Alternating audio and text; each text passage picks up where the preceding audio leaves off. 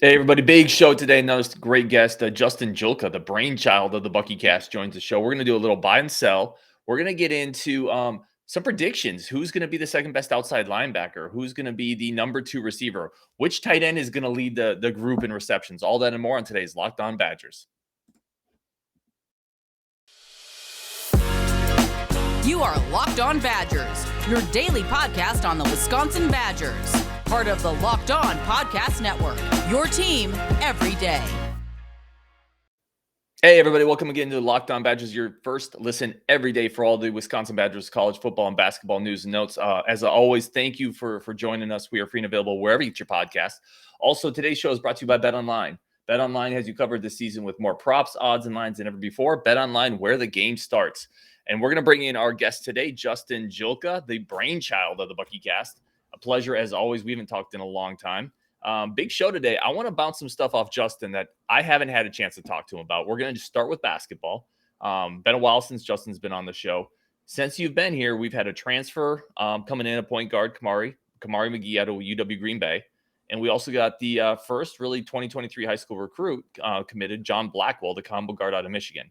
I'm going to leave the floor to you. Which one do you think is more impactful? Well, this next year it's McGee. Yeah, for sure. Because Blackwell won't be there. But long term, obviously, it's Blackwell. Like, his ceiling is much higher. I think that his ceiling is going to be, at the very least, he'll be a pretty good college defender. I think he'll be a decent scorer. I'm not sure he's a guy that's going to ever be anything crazy. He's never going to be a guy that's probably in the top half of the Big Ten in terms of scoring. But he could be a guy who gets to that 10, 12 point per game mark by the time he's a senior. He's going to do a lot of little things right for them out there. I really like his length. Mm-hmm. The athleticism is good, but not great. I think that there's some, if he is legit 6'4", he can probably slide to the 3 in some 3-guard lineups. So there's some flexibility with him that they don't have right now. In terms of, the guy's a winning basketball player. He's the type of thing that Wisconsin wants, and he ups their athleticism, which I think is exactly what Wisconsin needs to do. So if you're getting him more athletic in the backcourt, he's not the guy that's probably going to lead the team in scoring, but I think that he could be definitely like the heart and soul of a team.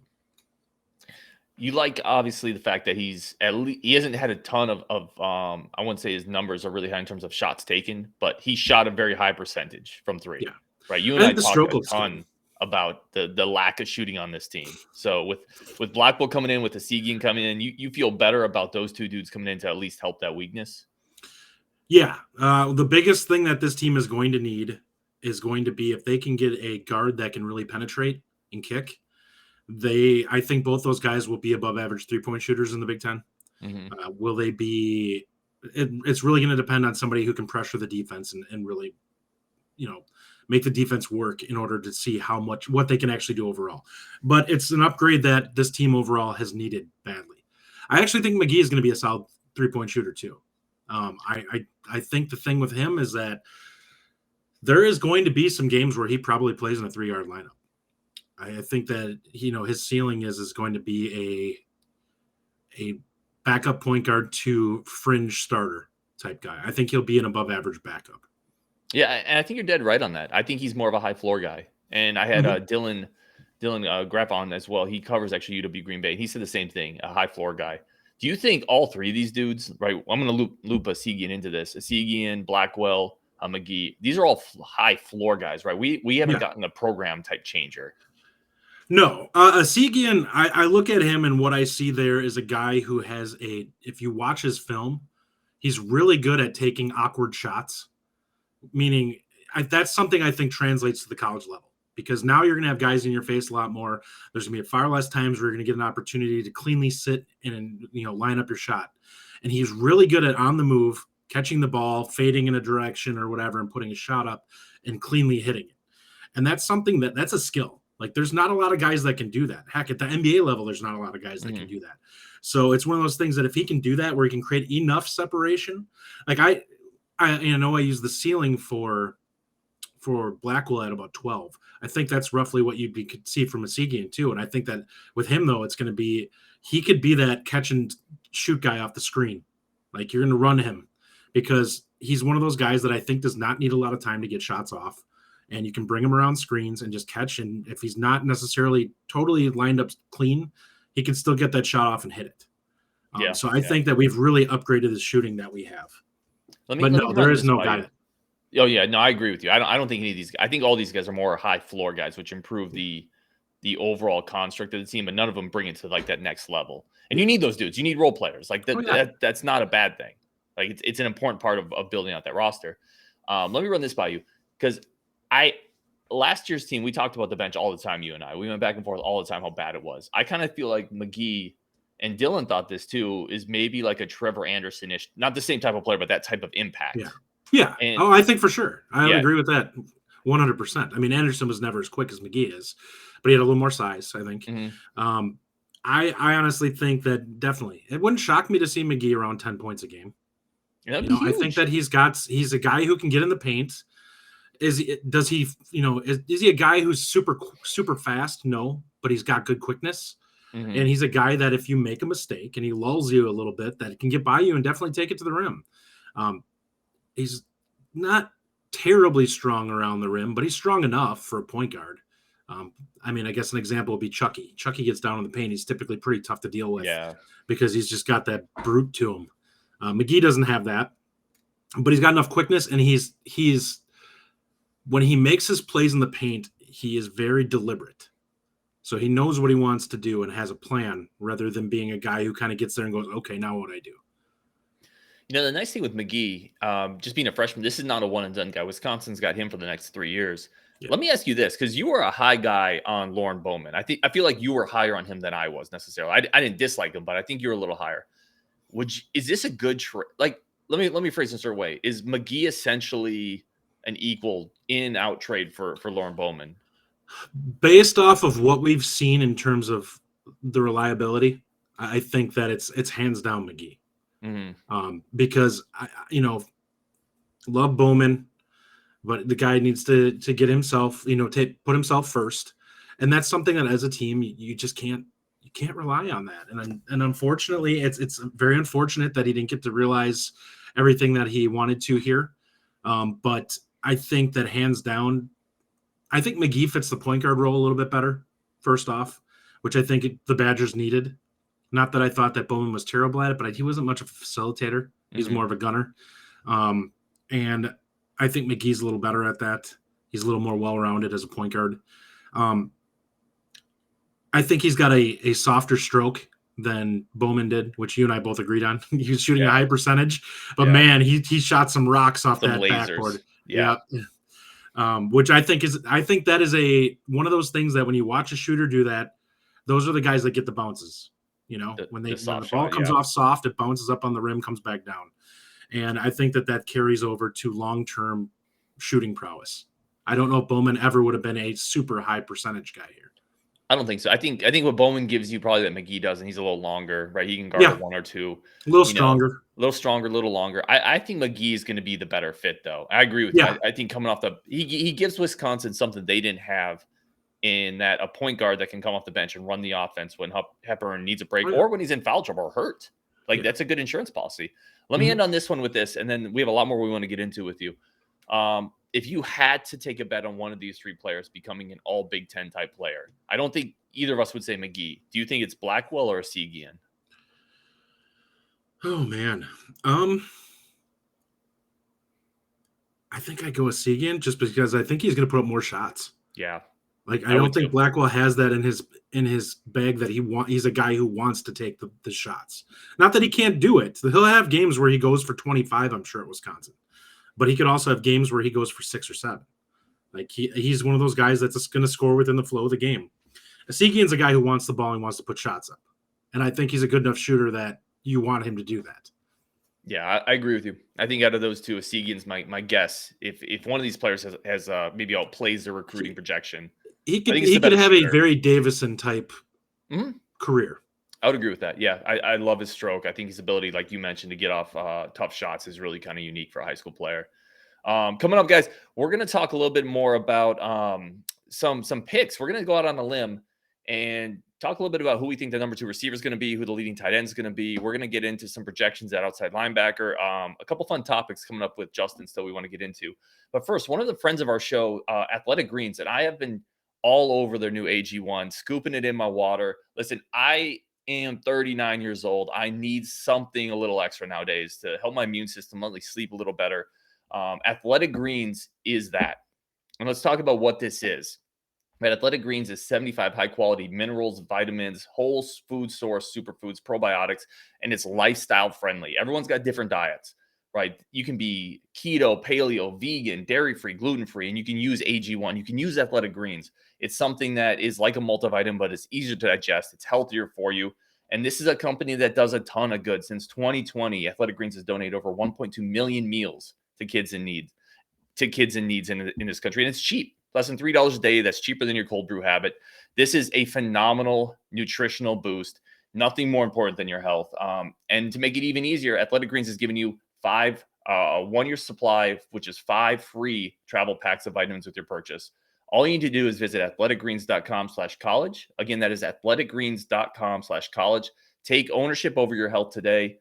Invest in the ultimate daily nutritional insurance. And guys, thank you again for making Locked On Badgers your first listen every day. Free and available wherever you get podcasts, free and available on YouTube. And let's bring Justin back into this. So next segment we want to get into, and I'm really excited for this. This is something you wanted to talk about, and I'm glad you brought it up. We're going to make plant some flags in some areas, make some picks, go out on a limb with some football thoughts. Who do you think is going to be the number 2 receiver for Wisconsin this year in terms of receptions? Oh man, it's a tough question because I think there's 3 guys that are in the running for this. My gut tells me, and right now I'm gonna actually buck what we've seen from fall camp or from spring camp here. Skyler Bell has been really impressive so far in spring camp. I actually think it's going to be Keontez Lewis. I think from a physical tools standpoint, he's exactly what Wisconsin has wanted to get in that room for a while. He's a big-bodied receiver who can really run, and he's a guy who I think will cause problems. Now, I think all 3 of them are going to play a ton. I think it's going to be DK, Bell, and Lewis out on the field for the most part. Where's Allen? Right? We haven't heard much about him, and I think he could be. He's the other guy, right?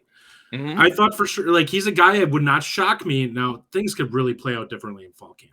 Obviously, we have the caveat of this being spring ball. We're learning a new offense. Sometimes some guys take a little bit more time, sometimes to kind of click into things that are being done. And if we were going strictly on athletic ability, I probably would say Markus Allen. I think that he's very similar to Lewis, but I think he's a little bit bigger, more physical than what Lewis is. Probably not quite as fast, but yeah, definitely bigger. I think all 3 of them are an upgrade to what we've had athletically at the position previously.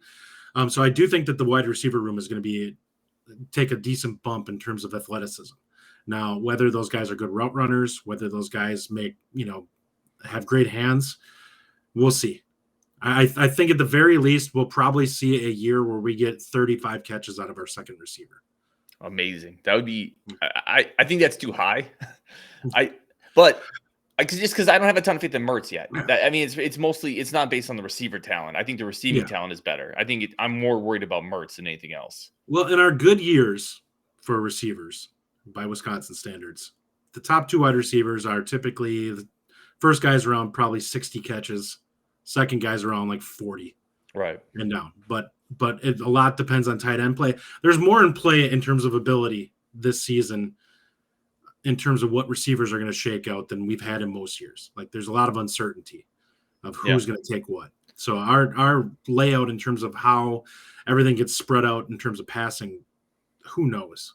DK is the only certainty I think that's out there. Yeah, and I think we both think DK, like you said, is going to be the number 1 option. I agree with you. Lewis is my pick for the number 2. I think he came with pedigree. He's got size. He's got athletic ability.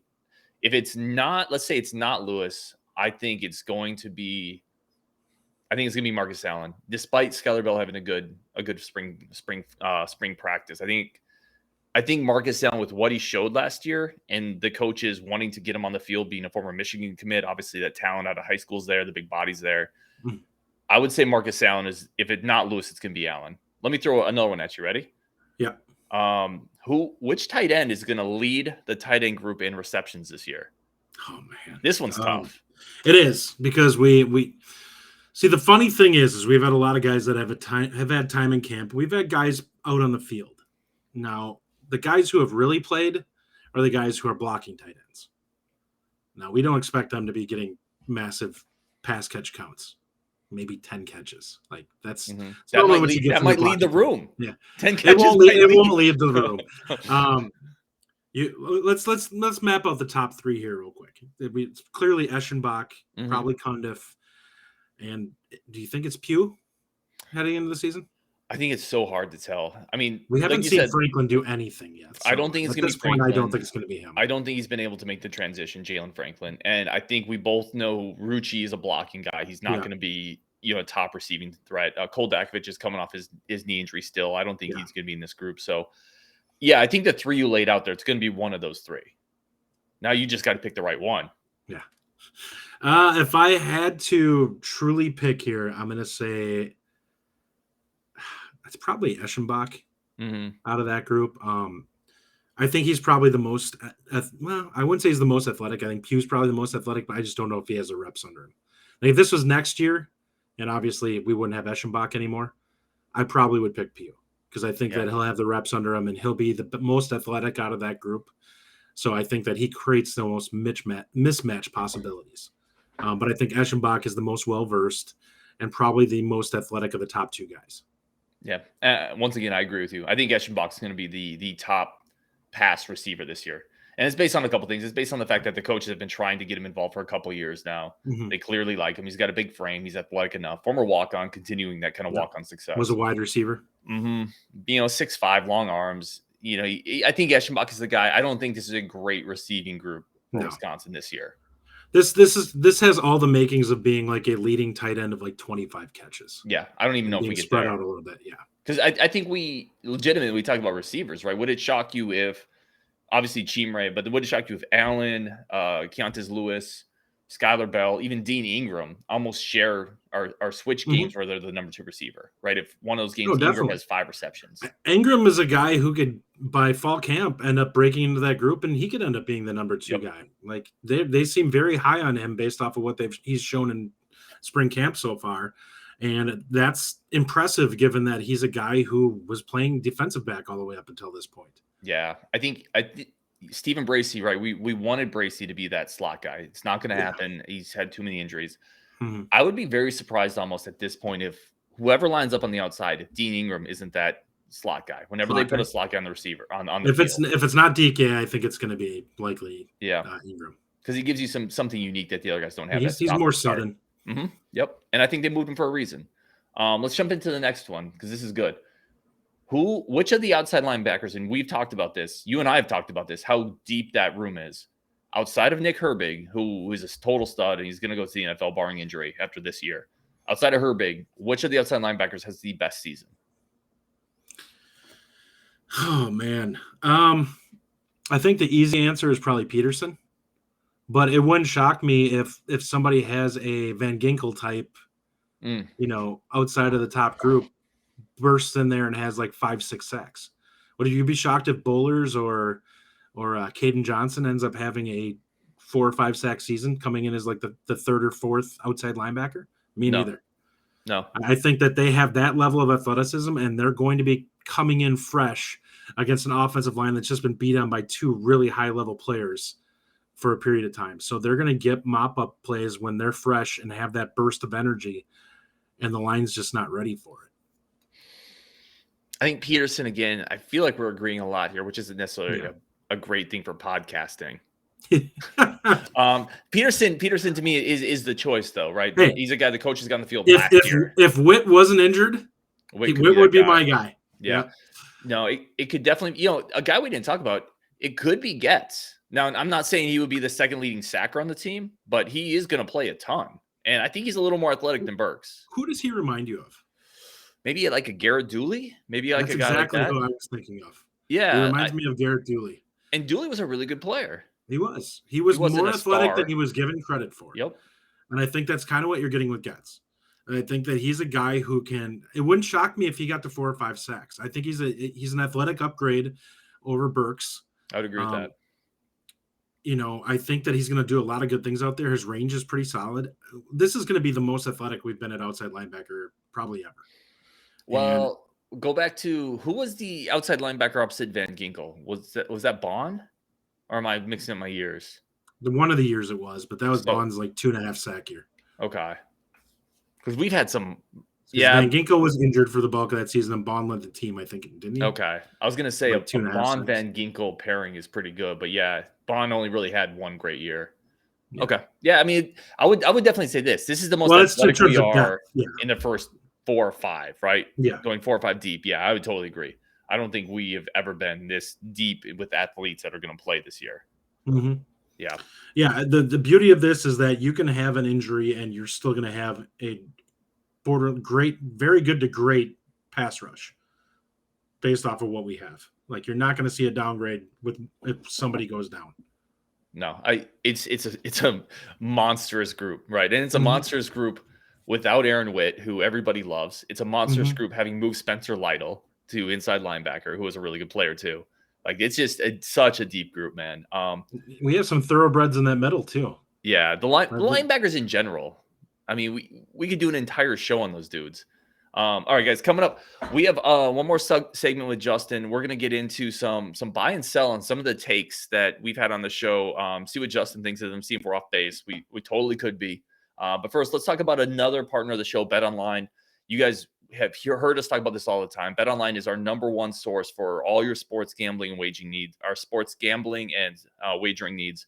It's also the greatest way to learn about this hobby, to learn about sports gambling. It has all your news, notes, podcasts, newsletters, everything you need to know to learn about the terminology so you can get into it in a safe and fun manner. It also has sports news, podcasts, where the latest quarterback's going. Everything is on BetOnline. The website's phenomenal, easy to use, easy to navigate. And there's a ton of great sporting events going on right now. College basketball obviously wrapped up, but the NBA playoffs are going on. The NFL futures, right? If you want the Niners at plus 700, I've been pounding that. You can also get the Bengals at plus 1,100 if you think Burrow is going to repeat. Ability to kind of have some fun and play around with some futures if you think you know what's going to happen before the pros, before the sharps. It's also a place to find all your Vegas games, roulette, blackjack. You can get it all on BetOnline. Head to the website today. Use your mobile device to learn more about the trends and actions. BetOnline, where the game starts. All right, Justin, let's finish this up strong. I am so curious how you're going to take some of these because we've had, again, you and I have done a ton of shows together, not just on this platform, but on the BuckyCast as well. And I've had a lot of takes here. I'm curious which of these you're buying and which of these you're selling. You ready? Sure, let's do it. All right. So I threw it out there. This is one of my takes. Because of all the offensive coaching turnover, because you're replacing a ton of receivers from last year, because you're practicing against a great defense, I said it's too early to worry about anything the offense is doing.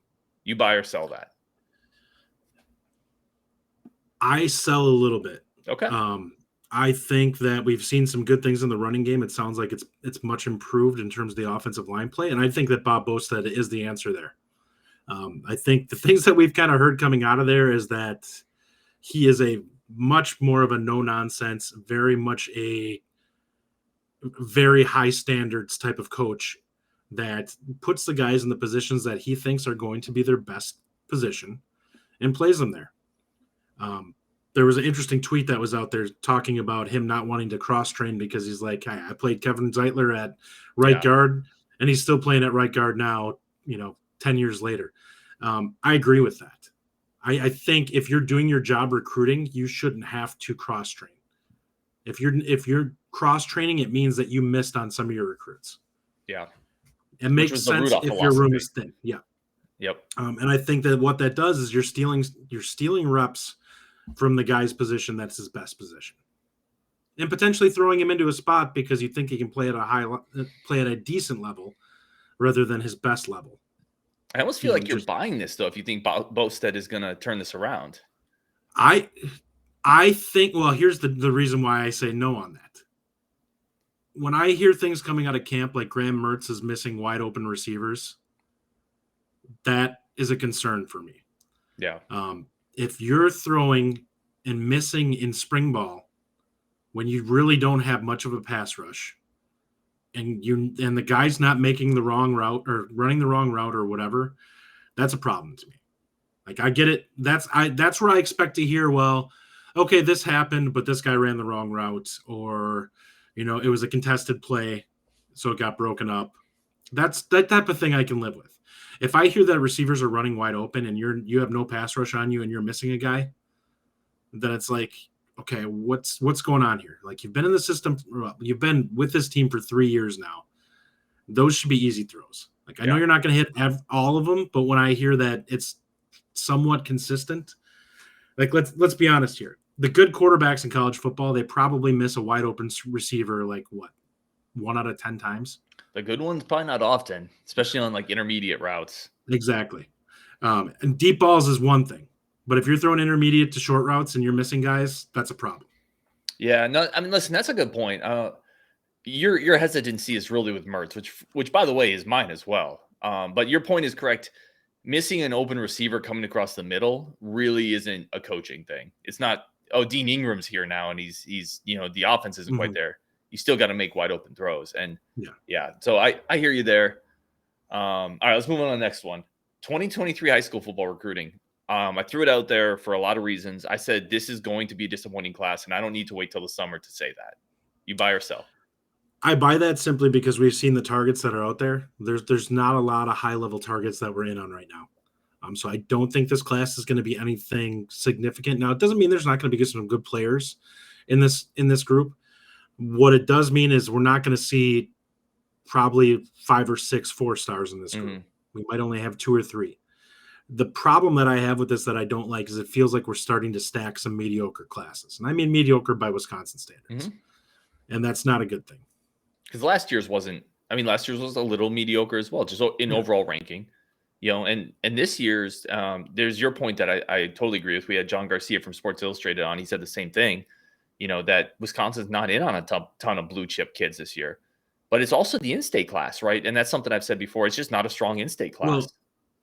Well, I talked about this with you offline, and it's something that I'm incredibly frustrated with. Our QB board is terrible. Yeah.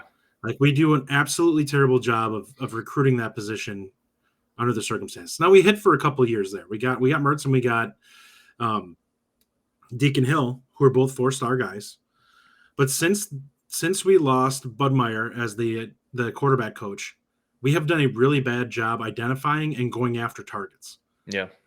And because of that, what's happened is it seems like we don't seem totally locked in and have an approach to those guys. And we either end up getting dropped out of the top groups or just not really in the picture, period. Or we hear that we suddenly stopped recruiting that guy, but there's nobody else that's kind of filled in that we're going after. It's like, all right, you identify your top 5 targets at quarterback from the start of the year, offer them all. Just offer them all. I agree. What you miss on 4 of them, this is Wisconsin, all right? We're probably not going to have 3 guys that suddenly go, I want to come. Right. So at that point, then you choose the best one for you. And then, yeah, it sucks that the other 2 guys don't get to make it. But, I think it's ridiculous to take this approach and play this is a special scholarship thing, because the teams that recruit well don't do that. Right. And the latest of that is obviously Wisconsin was on J.J. Cole, who picked Iowa State. That was their quarterback priority, the latest one. And it kind of puts us back to square one in that. And it's the most important position on the field. And I agree with you. I don't think they've done a great job recruiting it. They haven't cast a wide enough net. When we start hearing new names at the quarterback position after your target disappears, it's like, what's going on here? We didn't even know you were recruiting this guy before. Right. So if nothing is coming out about that, it makes it seem like you had no backup plan whatsoever. And that's concerning to me. Yeah, and I agree with you. That kind of sticks with the whole mindset that you and I have both kind of had, that we tend to fail to react at times as a program. Like we wait until it's like the worst possible circumstance. And then it's like, okay, now we have to make a decision. Yeah. Well, and some of this too, we haven't talked a ton about this on this show, but it took a long time to get this recruiting department in the fold. And that's for a different topic. Like, I don't want to rehash the timeline, but just because of that timeline, this class is going to be impacted. I think next year's class is going to be better because that group of people's there. Yeah. And that's another reason why I just think this 2023 class is going to be a little light. Let me give you one more that I have. I have two more. Maybe we can get two more quick ones. I think Steven Crowell is going to make a big jump next year. So one of my hot takes is Steven Crowell is going to, of all the players on the team, Steven Crowell makes the biggest jump, and it's not close. I think that's very fair. I think the only thing holding back Steven Crowell from being a very good Big Ten center is 15 pounds of muscle and confidence. A little bit of swagger. He starts hitting a little bit from the outside and starts to get comfortable and think that it's going to go down. I think his stroke is good enough. He's got a little bit like the baseball approach to hitting, right? There's not a lot of movement in his stroke. So it's easier for him to be consistent than most shooters because it's not something where, it's a very fluid, athletic kind of kickoff type of thing. And Steph is a prime example of that. And obviously they're not remotely in the same, ballpark, but he's one of those guys who, if you watch him shoot, he repeats the same delivery literally every time it goes up. And that's why he's hitting 30-footers. It'd be nice but to have on the team. But Crowell is a guy who I think can be a 40% three-point shooter at decent volume in college. That'd be an elite player as a center. And I think he can I don't know if he can get to 40, but I do think that he's got a lot more under the hood than we've seen. Like, I'm pretty optimistic about Crowell next year.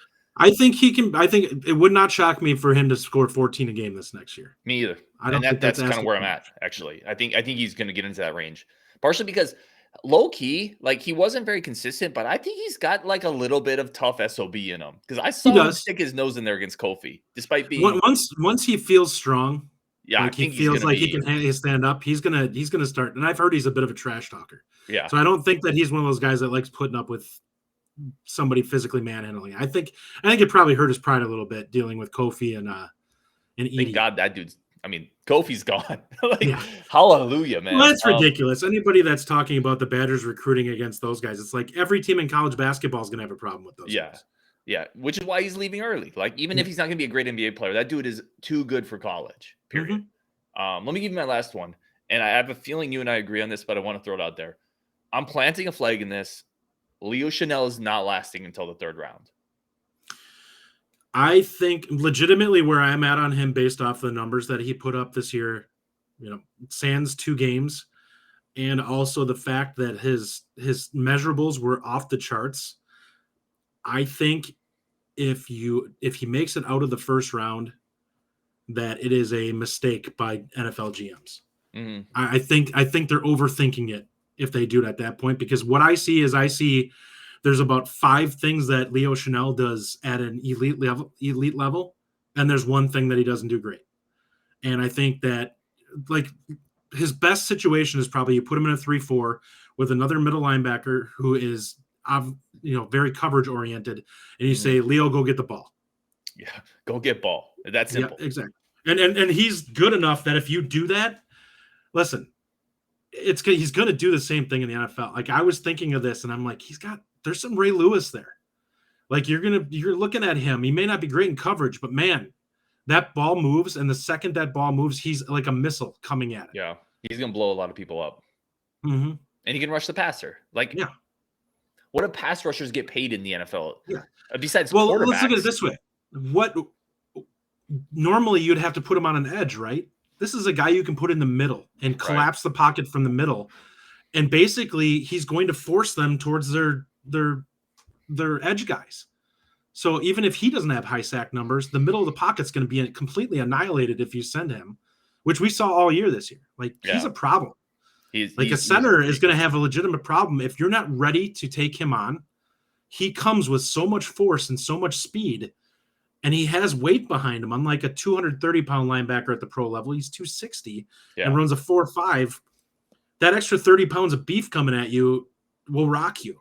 And if he flips you on your heels, then you're back in the quarterback's lap. He's so interesting, right? Because he, like you said, he's 255, 260, but he runs like he's 230. I mean, he carries that weight so well. All of his numbers were good. Like, even his agility and lateral quickness numbers were good. I was not expecting that, to be clear. I actually thought that he would have good straight line. I did not expect him to have as good of lateral quickness numbers as he did. Well, So that made him even more impressive to me. We had the recruiting analytics guy on who runs, recruiting analytics. It's this company he started up, and they have him as inside linebacker 1 on their board, 16 overall on their big board. And I don't think he's not going to go that high. He's not going to go 16th, but every mock I see him in, every reputable mock, has him as a 3rd round pick, even a borderline 4th round pick. I'm like, there is no way this dude is lasting that long in the draft. No way. He is going to go to multiple Pro Bowls unless there's injury issues. Yeah, because he is such an athletic freak. There just are not guys at his size. Like, you look at it, who's the guy that he gets compared to? The linebacker for Carolina that played for years. Oh, Kuechly. Yeah. Kuechly. Yeah. Kuechly. No, Kuechly. Kuechly was only 250. Yeah. And you have Chanel's got 10 pounds on him. I think is probably quite a bit stronger, to be quite honest. And you're going to have him out there. So, I mean, like, that guy was an all-pro. Leo is probably stronger and every bit as fast. And you're going to put him, like, let's be serious here. Like, I can't wait. Somebody's going to overthink this. They're going to see if we see somebody like Nakobe Dean go in front of him. And not that I think Dean's going to be a bad player, but it's like, look at the level of talent that was on that team ahead of him. Like, he's got his entire defensive line may go in the 1st round. Yeah, it's wild. So it's like you kind of had a different circumstances you were dealing with. And not that Wisconsin's defensive line is bad, but there's no 1st rounders on it either. Matt Henningsen may be a 5th rounder, maybe. Yeah. But Leo, legitimately, to me, based off of talent, is a 1st rounder. I think somebody's going to overthink. We agreed on just about everything, except for which now I don't even love the thing I took my planted my flag in, which is the offense being better. That's like not even something I'm super solid on. It will be better. It will be better this year because I think the running game and the offensive line is going to be exceptional. I think the receivers are going to be better too, which we talked about. I do think they'll be more. I don't want to say they'll be better. I want to say they'll be more athletic for sure. Yeah. From a statistical standpoint, I have no idea what to expect. Right. And that's tough to say because, again, it all kind of – so reliant on the QB. No matter how much you upgrade all the periphery, right, it all comes back to Mertz. And we just don't know. Like, we'd be lying if we said we think Mertz is going to be unbelievable this year. Or if we think he'd be terrible. We just don't know. I think he'll be improved this year. I just don't – if anyone who's thinking there's going to be this massive leap, I think you're wrong. Yeah. We talked about this right before we came in. I said – he has the makings of a 14 touchdown, 9 pick season written all over him, which is pretty not great. Yeah, it's not great. All right, Justin, your Twitter's up there. Is there anywhere else, or is that the best way for people to reach you? If anybody actually wants to reach me, it's the best way to reach me. Perfect, dude. We're gonna keep having Justin on. Like, I think he's really sharp and his input is really good. So we're gonna continue doing this, Justin, as much as you allow us. I want to thank everybody for listening to Locked On Badgers, continuing to show the support. Everyone that's subscribed on YouTube, I really appreciate it. You can continue reaching out to us on lockedonbadgers@gmail.com, on Twitter @LockedOnBadgers. And guys, thanks again just for making Locked On Badgers your first listen every day. And then make Locked On NFL Draft your second listen with Ryan Tracy, former NFL quarterback Eric Crocker, bringing the NFL Draft, which is coming up to life through insight and analysis on college football prospects and NFL front offices. Thanks, guys.